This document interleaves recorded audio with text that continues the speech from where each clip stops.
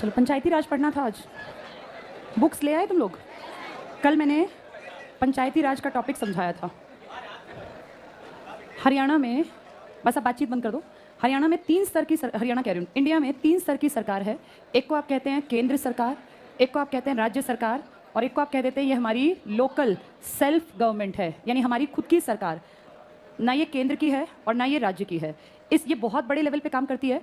इसका मुखिया प्रधानमंत्री और प्रेसिडेंट ऑफ इंडिया यानी भारत का राष्ट्रपति है। स्टेट में सबसे बड़ी जो काम करता है वो सीएम, और फिर इसके बाद इसके पैरेलल में गवर्नर, या जिसमें हिंदी में जिसको आप राज्यपाल कहते हैं।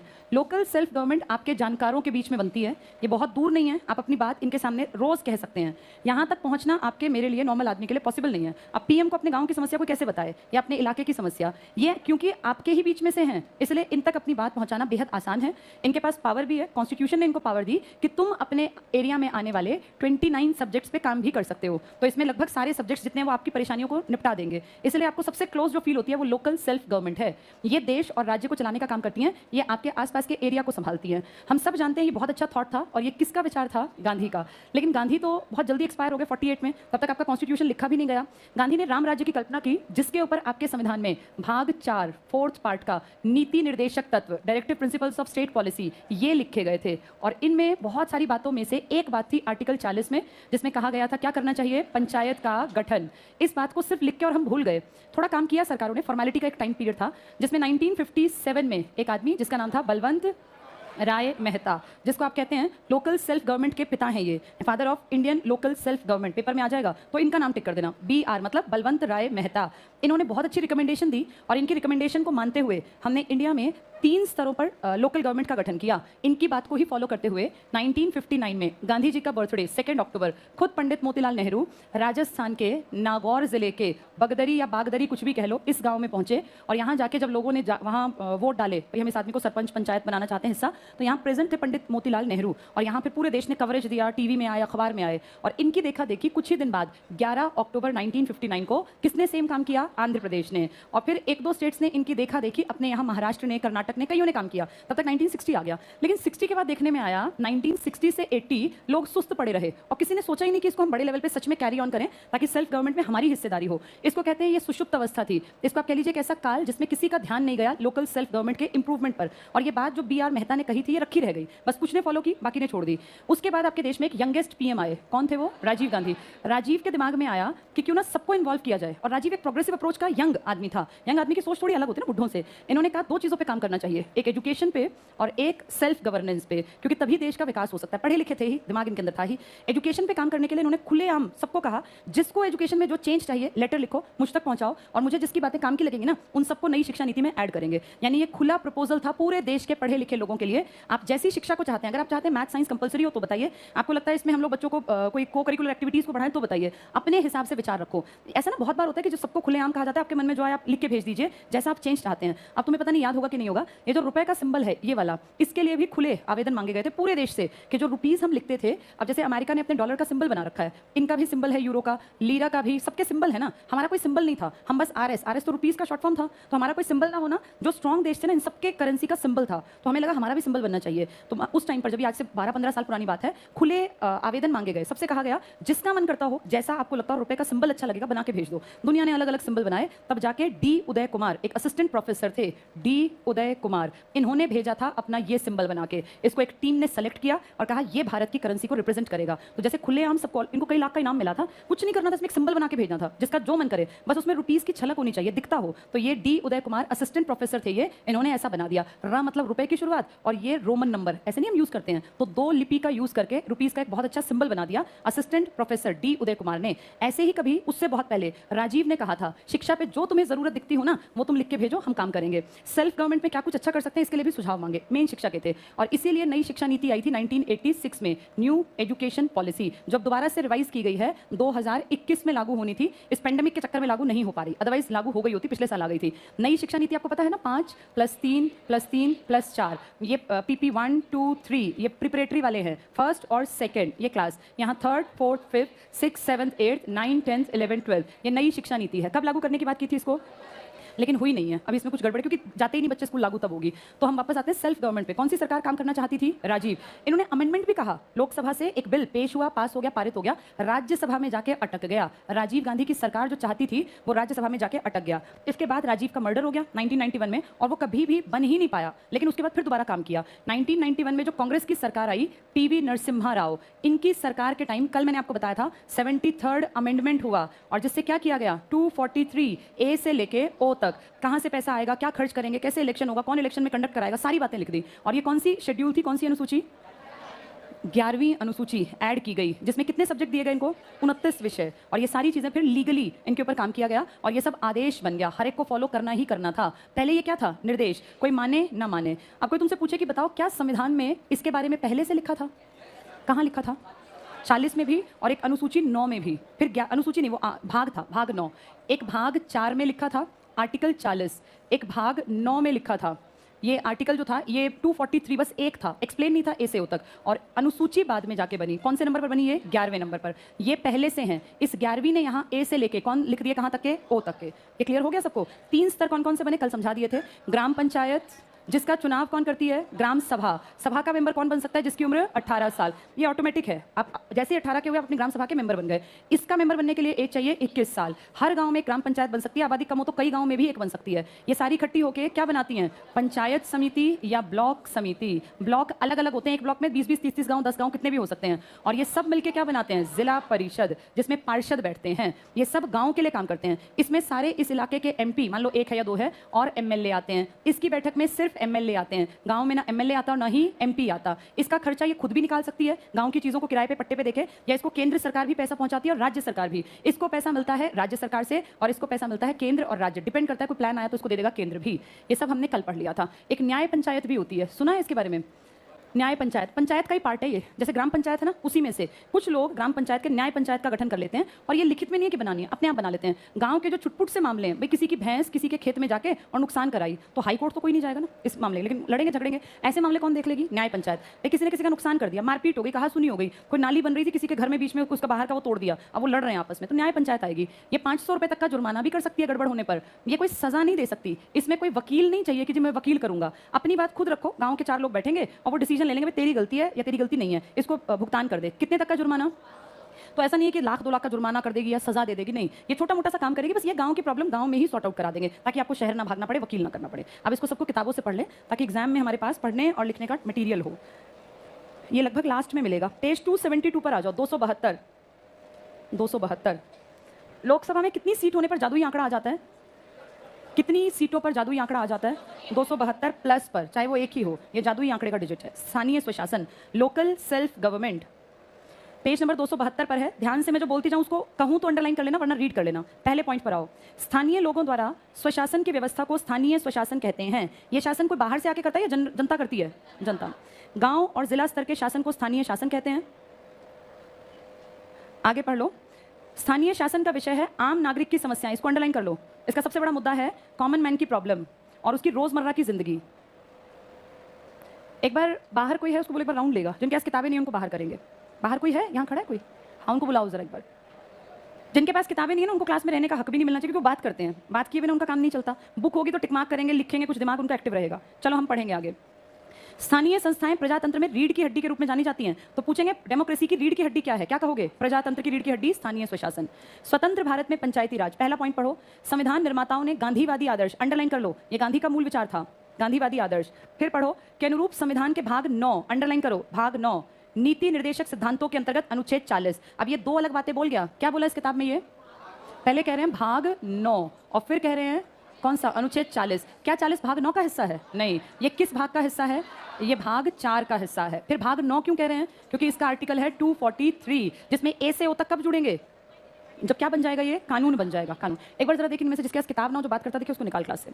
चलो पढ़ो आगे। अनुच्छेद 40, तो भाग 9 के अंतर्गत, 9 के ऊपर लिखो आर्टिकल 243, आर्टिकल 243 लिख लो यहाँ।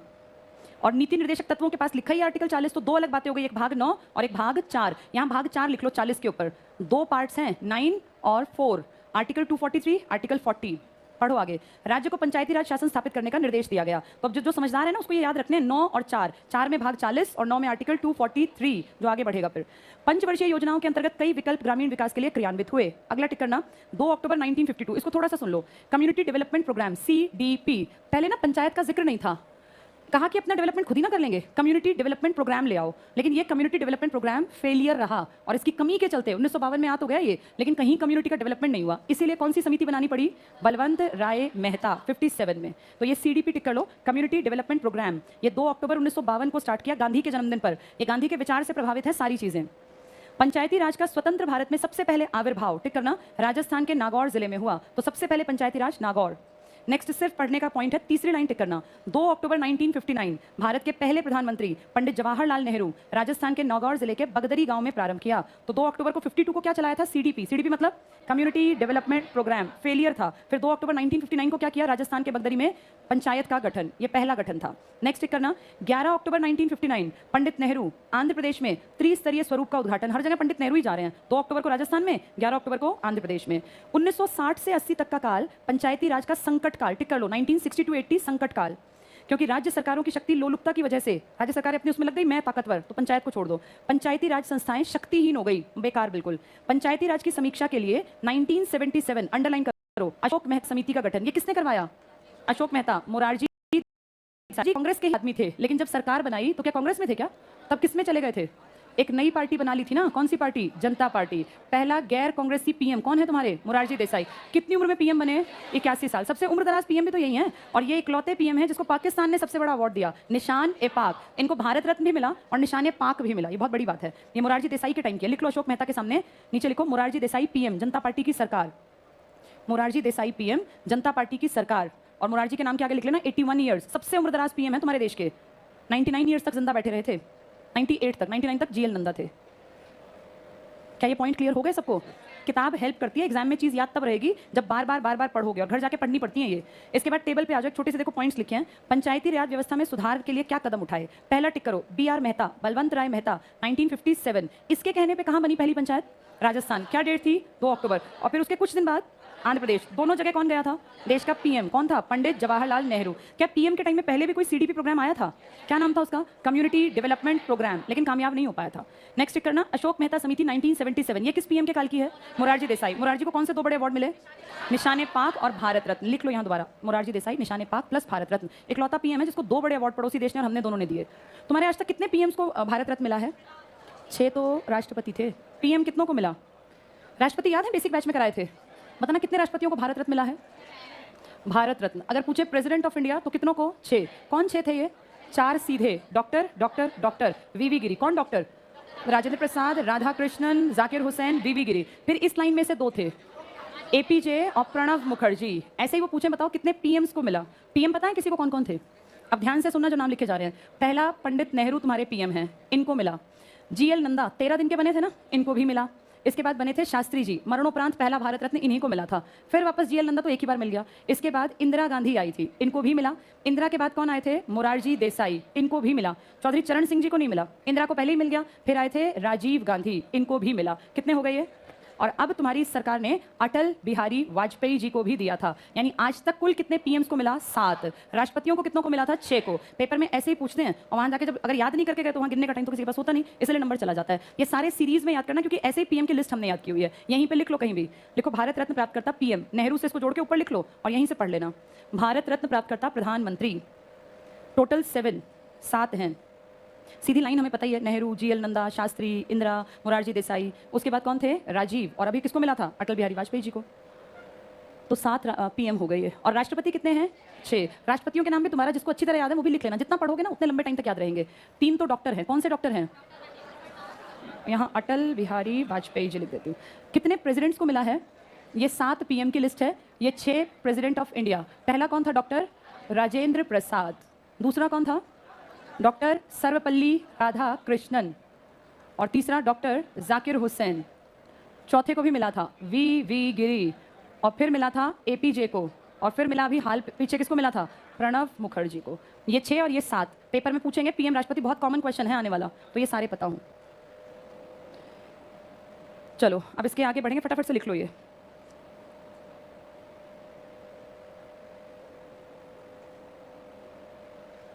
क्या किसी कार्यवाहक पीएम को मिला है भारत रत्न? ये जीएल नंदा क्या था? कार्यवाहक ही तो थे। पहले किसकी मौत के बाद? नेहरू और फिर शास्त्री की मौत के बाद। क्या किसी कार्यवाहक राष्ट्रपति को मिला है जो कार्यवाहक भी रहा हो? वीवी गिरी पहला कार्यवाहक था। ऐसे ही पूछेंगे ना तो वहां जो नहीं समझेंगे वो रट के भूल जाएंगे। कार्यवाहक आपके देश में पहला वीवी गिरी था इनकी मौत के बाद, और यहाँ कार्यवाहक थे नंदा, पहले इनकी मौत के बाद फिर इनकी मौत के बाद। तो कार्यवाहक को भी मिला जो पहले कार्यवाहक रहे थे।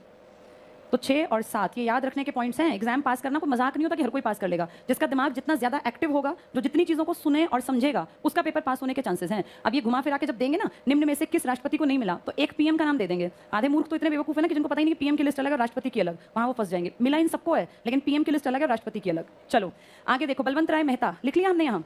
क्या लिखा बलवंत? इसमें अशोक मेहता में किसका टाइम था ये? मोरारजी देसाई। मोरारजी को क्या दोनों बड़े प्राइज मिले हैं? निशाने पाक और भारत रत्न। कितने पीएम्स को भारत रत्न मिला? 7। कितने राष्ट्रपतियों को? 6। बहुत बढ़िया। अब इसमें आ जाओ, LM सिंघवी, लक्ष्मी मित्तल सिंघवी, ये आई थी 1986 में। ये राजीव गांधी का टाइम था। लिखो यहाँ, राजीव गांधी जो यंगेस्ट पीएम थे तुम्हारे 40 साल के। क्या भारत रत्न मिला है राजीव को? मरणोपरांत मिला था, 91 वाला। इसके बाद 73वां संविधान संशोधन करना 1993, इसके बेसिस पे चल रहा है आज सारा सिस्टम। कौन से अमेंडमेंट के बेसिस पर? 73वां। कब हुआ था ये? 1993। हुआ तो 1992 के दिसंबर में था। एग्जीक्यूशन में 3-4 महीने लगे। 24 अप्रैल को आप इसी के कारण क्या मनाते हो? पंचायती राज दिवस। लिख लो यहाँ, हुआ था दिसंबर 1992 में। अमेंडमेंट को होने और लागू होने में समय लगता है। ये अमेंडमेंट जो 73 का तुम्हें 93 में लिखा है ना, ये 92 के दिसंबर में हो गया था। पंचायती राज दिवस कब मनाते हो? 24 अप्रैल। लिखो यहाँ, इसी के कारण मनाते हैं। बलवंत राय तो ऊपर ही लिखा था, इसलिए टिक करने की जरूरत नहीं है। अगले पेज पे आ जाओ।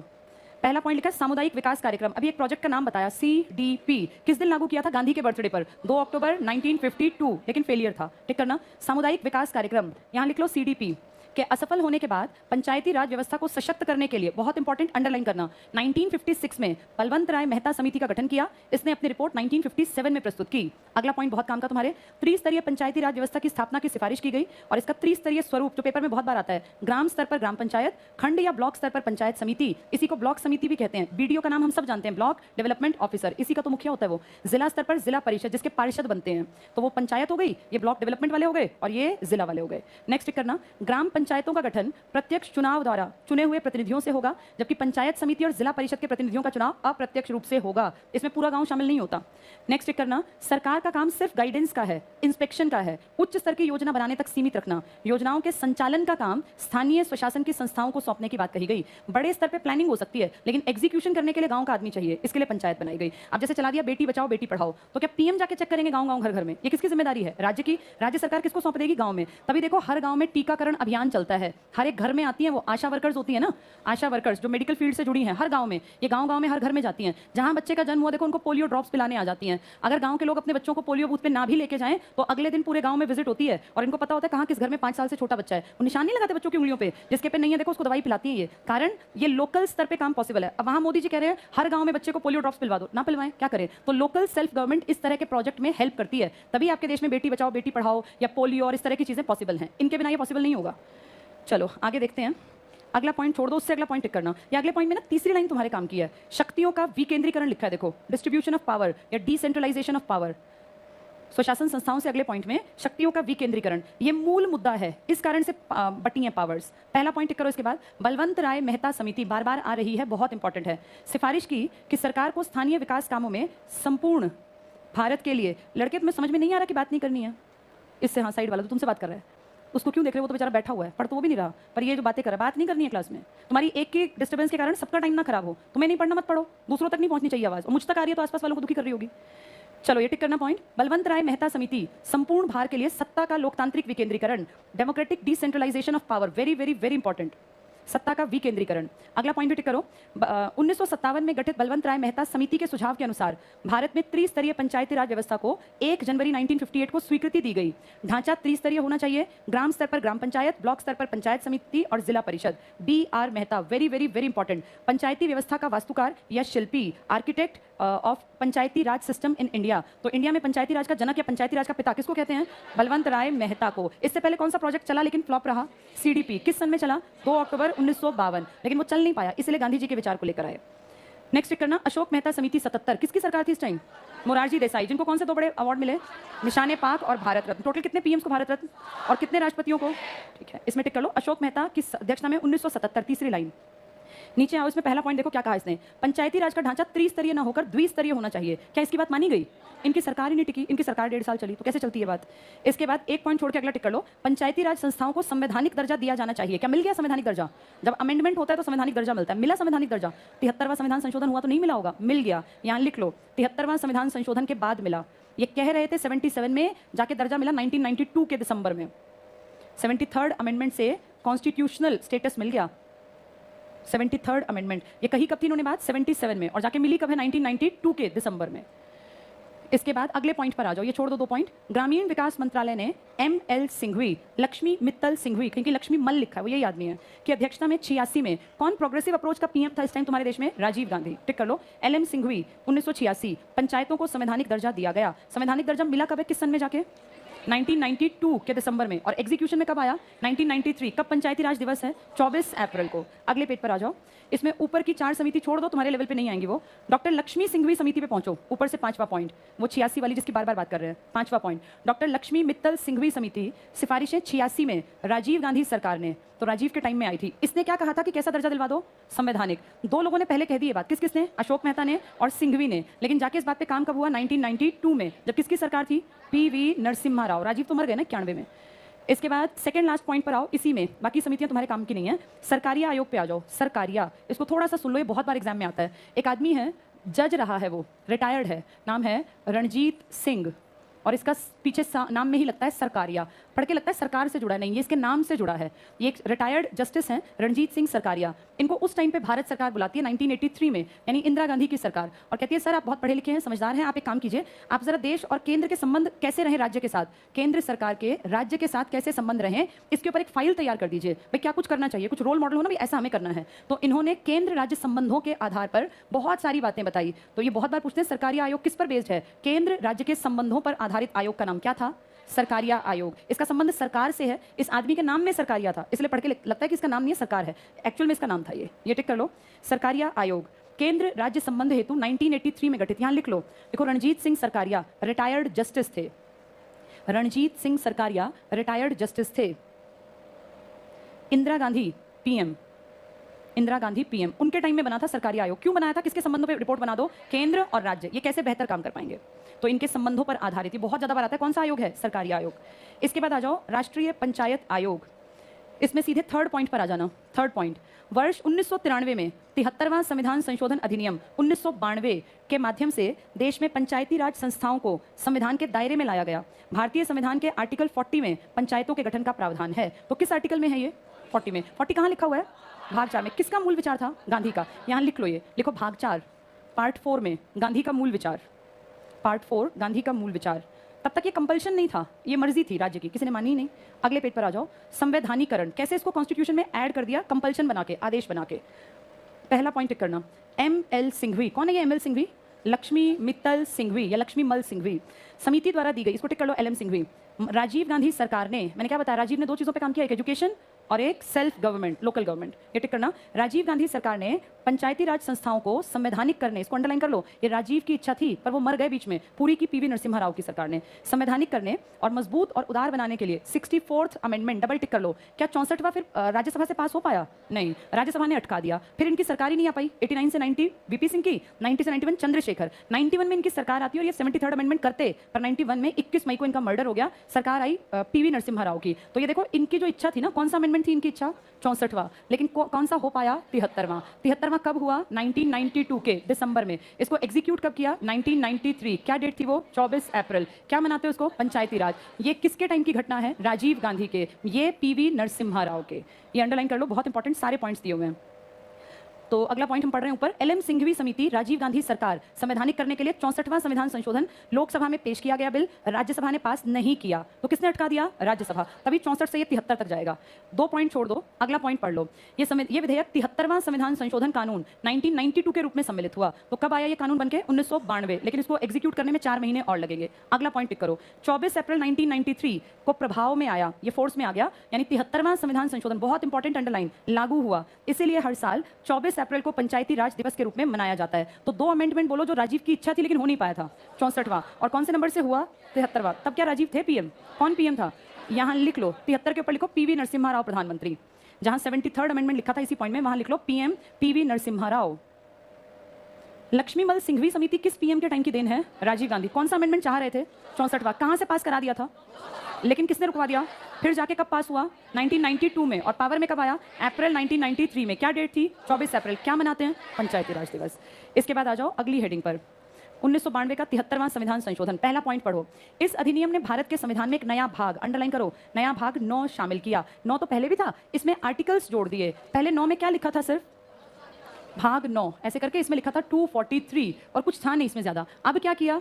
243A, 243B, 243C, D, E, F कितने तक ले गए? 243। अब बताया पैसा कहां से आएगा, कैसे काम होगा, कौन इलेक्शन कराएगा, कितने साल के लिए आएगा, गड़बड़ हुई तो क्या करेंगे, सारे प्रोसेस को एक्सप्लेन कर दिया। किस भाग में? 9 में। पहले सिर्फ यहाँ क्या लिखा हुआ था? आर्टिकल 243। पहले एक और भाग में भी था ये। कौन से भाग में? 4। किस आर्टिकल में? 40 में। अब इन दोनों से और आगे बढ़ के एक शेड्यूल, एक अनुसूची बना दी। कौन से नंबर की? 11वीं। जिसमें कितने सब्जेक्ट भी डाल दिए? 29। जिसपे कौन काम करेगी? गांव की पंचायत। यानी कितनी पावर दे दी। ये सब किस सन में जाके हुआ?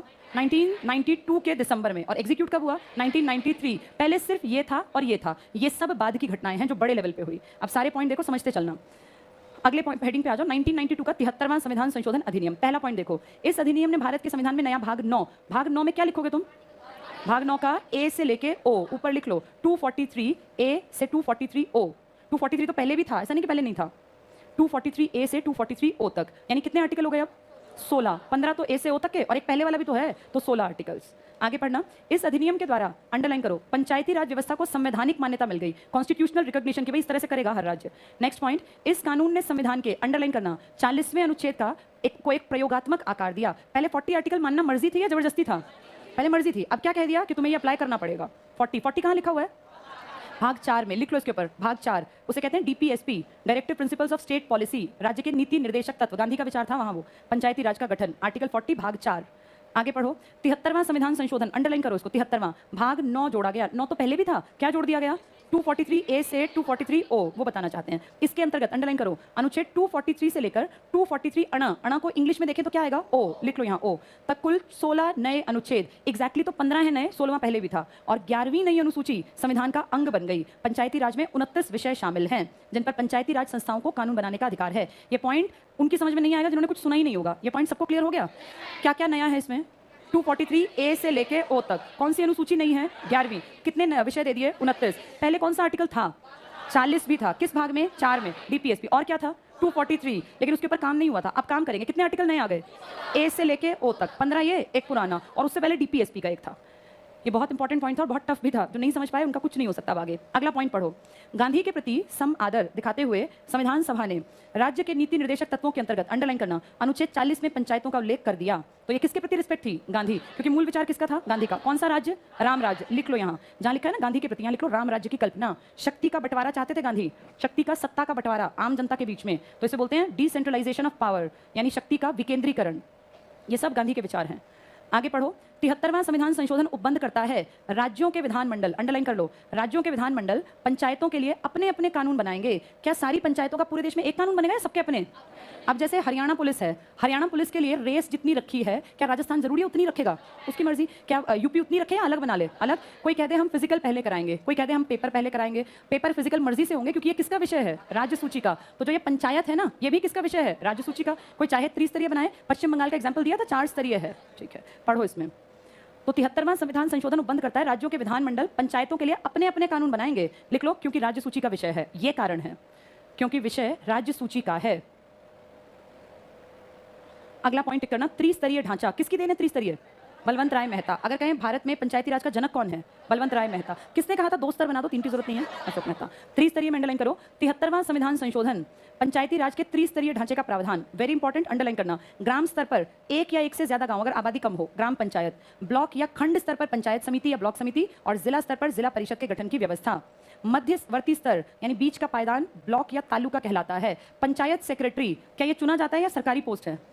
पंचायत ऑफिसर, BDO, ये चुने जाते हैं क्या? ये सब सरकारी नौकरी करते हैं सब। पंचायत सेक्रेटरी लोग सोचते हैं पंचायत बनाते नहीं, गांव के लोग पंचायत का इलेक्शन कर सकते हैं, लेकिन पंचायत सेक्रेटरी सरकारी नौकरी करने वाला पहुंचता है। इसके बाद सेकंड लास्ट पॉइंट पर आ जाओ। ग्राम सभा की बैठक की अध्यक्षता कौन करेगा? सरपंच। कौन होती है ग्राम सभा? सारे गांव के 18 प्लस के लोग किसके मेंबर बन गए? ग्राम सभा के। सब आ गए उसमें। क्या सारे पंचायत के मेंबर ही बन गए? पंचायत तो 21 प्लस के 5, 7, 9 लोग। प्रत्येक वर्ष ग्राम सभा की कम से कम 2 बैठकें आयोजित होना अनिवार्य है। तो गांव की कितनी बैठकें होनी चाहिए? 2। गांव के लिए प्लानिंग ग्राम सभा करती है, ग्राम पंचायत करती है? प्लानिंग ग्राम सभा मिलकर करती है। काम कौन करती है? ग्राम पंचायत। जिसको पैसा किसने दिया? केंद्र ने भी, राज्य ने भी, और वो खुद भी कमा सकती है गाँव से। इसके बाद नेक्स्ट पेज पर आ जाओ। पहला पॉइंट देखो, महिलाओं के लिए आरक्षण। क्या तुम्हारे देश में महिलाओं के लिए आरक्षण का प्रावधान है? कितना प्रावधान है? पहली चीज तो ये किसका विषय है? राज्य सूची का। तो ये प्रावधान राज्य सरकार की मर्जी है या जबरदस्ती है? हाँ, लेकिन कुछ हद तक ये भी देना प्रावधान जरूर है, आरक्षण देना जरूर है। अब आरक्षण कितने की बात करेंगे? 33%। इंडिया में कितने परसेंट औरतें हैं? तुम्हारे भारत में औरतें कितनी परसेंट हैं? 49%। और 51% क्या है? आदमी। औरतें थोड़ी सी कम है, लेकिन फिर भी बराबरी मान लें, क्योंकि पॉइंट में है ये। तो मान लो आधी आधी जनसंख्या है, उनमें से जितनी सीट है उनकी आधी औरतों को नहीं दी। सीट कितनी पकड़ाई है? 33%। इक्का दुक्का राज्य है, बिहार का एग्जाम्पल देते हैं, जिसने कहा था कि हम 50% आरक्षण देंगे महिलाओं को। आप और मैं अच्छी तरह जानते हैं ये आरक्षण दिखावट है, और जिस सीट पर औरत जीत भी जाती है उनकी कभी मर्जी नहीं चलती, और वो सिर्फ एक चेहरा मात्र होती है। काम करने वाले उनके या तो हस्बैंड होते हैं या उनके ससुर, जो पहले से पंचायत का अपना प्रभुत्व रखते थे, बस चेहरा उठा दिया अपने घर से किसी महिला का। ऐसा ही है ना इंडिया में, ये दिखावट है। औरतें मीटिंग्स में भी नहीं जाती, उनको पता देश दुनिया में क्या हो रहा है। सारा काम संभालना आदमियों के, बस चेहरा दिखाते हैं कि आरक्षण के तहत, क्योंकि इन सीटों पर आदमी बैठ नहीं सकते, इसलिए महिलाओं को आरक्षण दिया गया। क्या आपके देश में पंचायत का SC ST का भी आरक्षण है? क्या लोकसभा में है आरक्षण या नहीं है? लोकसभा में आरक्षण है। तुम एक दिन बताया था 84 सीट, 47 सीट बताई थी। ये टोटल सीटें आरक्षित हैं। किसके लिए? SC और ST के लिए। महिलाओं को गांव में आरक्षण मिलता है, लेकिन ये आरक्षण कितने परसेंट का है? 33% का। इस 33% में अगर हम देखें तो मान लो गांव में 5 सीट हैं। अब इसमें से SC को भी आरक्षण देना है, महिलाओं को भी आरक्षण देना है। इस SC में क्या महिला को आरक्षण मिलेगा इस सीट पर या नहीं मिलेगा? क्या कोई महिला SC गांव की प्रधान बन सकती है? महिलाओं को वहां भी आरक्षण है, हमेशा हर जगह 33% इस पॉलिटिकल सिस्टम में। ये टिक करो, महिलाओं के लिए आरक्षण 243 घ में लिखा है। 243 कहां से कहां तक पंचायत थी? A से O तक। तो ये महिलाओं की बात वहीं लिखी हुई है, पढ़ के देखो। प्रत्येक पंचायती राज संस्था में 1/3 स्थानों पर महिलाओं के लिए आरक्षण। अंडरलाइन कर लो, 1/3 महिलाओं के लिए। फिर पढ़ो, इसके अतिरिक्त महिलाओं के आरक्षण के लिए अंडरलाइन अनुसूचित जाति SC और जनजाति की महिलाओं, अन्य पिछड़ा वर्ग की महिलाओं की भागीदारी यानी OBC SC ST, इनके लिए भी आरक्षण है। फिर पढ़ना, के लिए इन जातियों की संख्या के अनुपात में आरक्षण की व्यवस्था की गई। अनुसूचित जातियों, जनजातियों, अन्य पिछड़ा वर्ग के लिए अंडरलाइन कर लो, आरक्षित स्थानों में भी 1/3 स्थान उस वर्ग की महिलाओं के लिए। अगर 2 सीट आरक्षित हैं तो उन दोनों में से महिला को भी मिलेगी सीट। अगर 3 सीट हैं तो 1 महिला की 2 पुरुषों की, यानी महिलाओं को आरक्षित में भी आरक्षण है। अगर वो नहीं होगा तो SC महिला कभी आगे आ ही नहीं पाएंगी। टोटल कितनी सीटें महिलाओं की हैं? 1/3। फिर उनमें आरक्षित में भी महिलाओं का कोटा है। अगर किसी गांव में हम मान लें बड़ा गांव है, 11 पंचायत के मेंबर बनते हैं, तो इनमें से अगर हम 1/3 को देखें तो 1/3 कितनी हुई? इसकी 1/3 कितनी हुई भाई? 3 या 4, 3.5 मान लो एक बार 4 पे एक बार 3 पे इलेक्शन करते हैं, मान लेते हैं हम 3 पे कर दिया। ये 3 सीटों पे महिलाएं हैं। क्या इन 3 सीटों में महिलाओं में जो SC की महिलाएं हैं उनका भी आरक्षण है? अपनी सीट पर उनका आरक्षण है, मतलब महिलाओं का आरक्षण भी बटा हुआ है। उसमें SC भी आएंगी, जनरल भी आएंगी, OBC भी आएंगी। इसके बाद 2 पॉइंट छोड़ दो, अगले पॉइंट पर आ जाओ। कार्यकाल कितने साल के लिए पंचायत होती है? अगर पंचायत ने गड़बड़ कर दी, हटा दी, तो 6 महीने के लिए। टिक कर लेना। 243 ड में लिखा है ऐसा, अंग में, डनी अंग में, मतलब 5वें, यानी 243 A B C D E में ये बात लिखी है। इस अधिनियम से पंचायती राज संस्थाओं को संवैधानिक संस्थाओं का दर्जा प्राप्त हो गया। इनका कार्यकाल 5 साल निश्चित। टिक कर लो 5 साल। यदि किसी कारणवश इसको भंग कर दिया जाए तो 6 माह के अंदर नए चुनाव कराना है। टिक कर लेना। 1 साल में कितनी बैठकें? 2, यानी 5 साल में कितनी बैठकें? 10, जिसका हेड हमेशा सरपंच होगा। उसमें कितने लोग आएंगे? ग्राम सभा के सारे, जो प्लानिंग करेंगे। प्लानिंग पे काम कौन करेगी? ग्राम पंचायत। अगला पॉइंट टिक करो, राज्य चुनाव आयोग का गठन। ये राज्य चुनाव आयोग क्या MP के इलेक्शन कराएगा क्या? किसके कराएगा? सिर्फ ग्राम सभा के और ब्लॉक के और जिला के, बाकी किसी के नहीं। 73वां संविधान संशोधन, ये 243 ट में लिखा है। एक राज्य चुनाव आयोग के गठन का प्रावधान। किस किस के इलेक्शन कराएगा? ये सिर्फ और सिर्फ पंचायत के। ये MP MLA के इलेक्शन नहीं कराएगा। अंडरलाइन करना, इस आयोग द्वारा ही पंचायती राज संस्थाओं के चुनाव संपन्न होंगे। नेक्स्ट भी टिक करो, भारत के चुनाव आयुक्त के समान राज्य का चुनाव आयोग भी स्वायत्त है, इंडिपेंडेंट है, अपने डिसीजंस लेता है। प्रदेश का चुनाव आयुक्त एक स्वतंत्र अधिकारी है।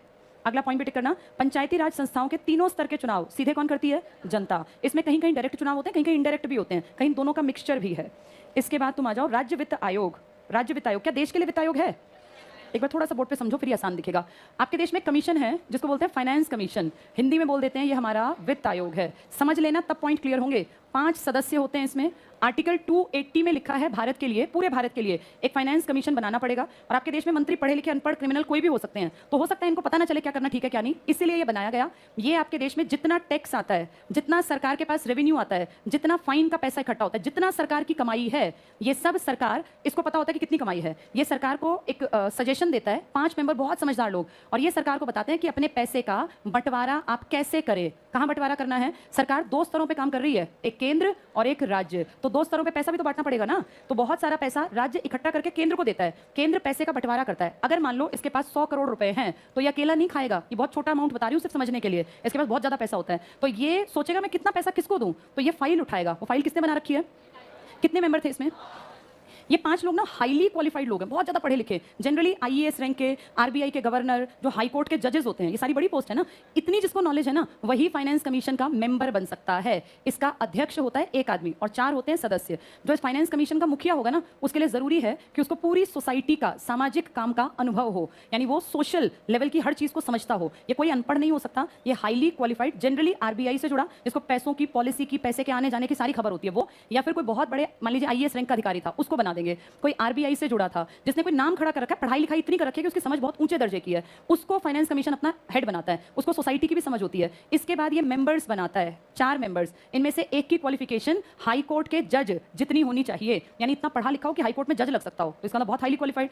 एक ऐसा आदमी पकड़ते हैं जिसको फाइनेंस की, इकोनॉमिक्स की बहुत ज्यादा समझ हो। ऐसे ही इसी तरह के लेवल के आदमी जिसको एडमिनिस्ट्रेशन की समझ हो, पैसों की अकल हो, इकोनॉमिक्स में काम किया हो, इनको बनाया जाता है मेंबर्स। तो जो ये रिपोर्ट सरकार को देंगे वो समझदारी से भरी हुई होगी, वो कोई ऐसे तो होंगे नहीं मुंह उठा के भैया 5% 10%। ये बहुत समझदार लोग हैं और इनकी रिपोर्ट जब दी जाती है फाइनेंस कमीशन की सरकार को, तो सरकार फील करती है कि यार इतने पढ़े लिखे लोगों ने अगर कुछ लिखा है तो हमारे काम का ही लिखा होगा। वैसे कह दिया फाइनेंस कमीशन की बातें सलाहकारी हैं, अगर आपका मन करे मान लेना, ना मन करे मत मानना, पर 99.9% आपकी सरकार फाइनेंस कमीशन की बात को फॉलो करती है। और जनरली ये क्या करता है फाइनेंस कमीशन, मान लो 100 करोड़ है, 70% रुपए जो है वो केंद्र को दे देता है और 30% राज्य को, या 65% केंद्र को, 35% राज्य को। राज्य को पैसा कम इसलिए देता है क्योंकि राज्य को सिर्फ अपने आप को संभालना है, केंद्र को पूरे देश को संभालना है। आजकल आप देख रहे हो कैसे लैंडस्लाइड्स और क्या क्या हो रहा है, देखते होगे ना आजकल ये हिली एरियाज में। अब पता है क्या करेंगे सारे राज्य जहां जहां लैंडस्लाइड हो रहा है ना, पहाड़ के पहाड़ गिर रहे हैं, उनमें कितनी सड़कें टूट गई, कितने लोग दब के मर रहे हैं, कितना बुरा हाल है, कितनों के खेत खराब, घर खाली, कितना नुकसान। तो इनकी सरकारें पता है क्या करेंगी, अब केंद्र सरकार के सामने हाथ जोड़ेंगी और कहेंगे जी देखो हमारा हो गया नुकसान, अब हम कहां से पूरा इसका करें, ना तो खेती होनी इस मौसम की कोई भी, सब फसलें बर्बाद,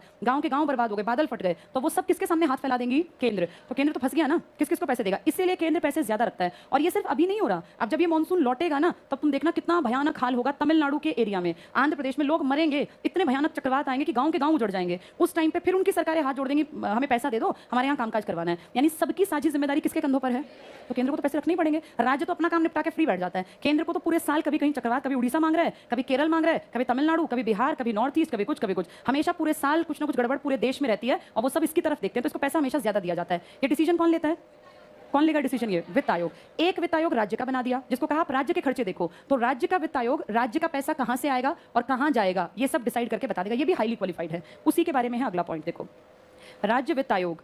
पंचायती राज अधिनियम में यह प्रावधान किया गया कि प्रत्येक 5 वर्ष के पश्चात पंचायतों की वित्तीय स्थिति का पुनर्विलोकन करने के लिए वित्त आयोग का गठन होगा। इसके बाद नीचे आ जाओ, सेकंड लास्ट पॉइंट पर टिक करना। पंचायत सदस्यों की योग्यता 21 वर्ष का नागरिक पंचायत का सदस्य चुने जाने की योग्यता रखता है। ये मिनिमम एज है, कहीं भी जो आप पढ़ेंगे, इससे कम का कोई नहीं पढ़ेंगे। विषयों का स्थानांतरण कर लो, ऐसे 29 विषय, कितने सब्जेक्ट्स हैं इनके पास, 29, अंडरलाइन करना 29 विषय। अगली लाइन में 11वीं अनुसूची और लास्ट में पहुंच जाओ अगले पेज पर। इसमें थर्ड पॉइंट टिक करना, पहला पॉइंट टिक करना, ये तीसरे पॉइंट में इन कार्यों का वास्तविक हस्तांतरण प्रदेश के कानून पर निर्भर है। हर प्रदेश ये फैसला करेगी, टिक कर लो, मर्जी नहीं है 29, राज्य बताएगा कि इन 29 विषयों में से कितनों को स्थानीय निकायों के हवाले करना है। तो क्या हर गांव को 29 विषय मिले हुए हैं, नहीं, ये किसकी मर्जी है, राज्य की। कोई राज्य कहता है 15 मिलेंगे, कोई 17, कोई 20, मैक्सिमम कितने हैं, 29 विषय। शक्तियों और कार्य में टिकमार्क कर लो, ब पॉइंट, ब आर्थिक विकास और सामाजिक न्याय के सौंपे गए कार्यक्रम को कार्यान्वित करना, 11वीं अनुसूची टिक करना, 29 मामले। इसके बाद इनके वित्त पे आ जाओ, पैसे कहां से आते हैं, अ पॉइंट टिक करो। पंचायत को उपयुक्त कर, चुंगी शुल्क लगाने और उनको इकट्ठा करने के लिए प्राधिकृत कर सकता है, ठीक है। इसके बाद 11वीं सूची के विषय में 1-2 कर लो, कृषि कर लो, चौथा कर लो पशुपालन, डेयरी, कुक्कुट पालन, 5वां मत्स्य उद्योग। इसके बाद 11वां टिक कर लो पेयजल, ये सब गांव के लोग देखेंगे। और 10वां कर लो ग्रामीण विकास, आवास। 12वां 13वां पढ़ लो ईंधन, चारा, सड़क, पुलिया, ये सब इनकी जिम्मेदारी है देखना। अगले पेज पर आ जाओ, 16 पॉइंट टिक कर लो, गरीबी उन्मूलन के कार्यक्रम गाँव में क्या चलाने हैं। इसके बाद 22वां टिक कर लो, बाजार और मेले गाँव में जो लगेंगे। 23वां टिक कर लो, स्वास्थ्य, साफ सफाई, अस्पताल, प्राथमिक स्वास्थ्य केंद्र, डिस्पेंसरी, ये सब गांव देखेगा। और इसके बाद 29 कर लो, सामुदायिक आस्तियों का, ये छोड़ दो 29, ये 28 कर लो, सार्वजनिक वितरण, लिखो राशनिंग, गांव में राशन बढ़ता है ना, तो ये पंचायत की जिम्मेदारी है, राशन के डिपो प्रॉपर सबको सामान मिले। बस यही आपके काम का था इसमें, ठीक है। बाकी तो फिर शहरी स्टार्ट हो जाएगा, वो फिर कभी पढ़ाऊंगी।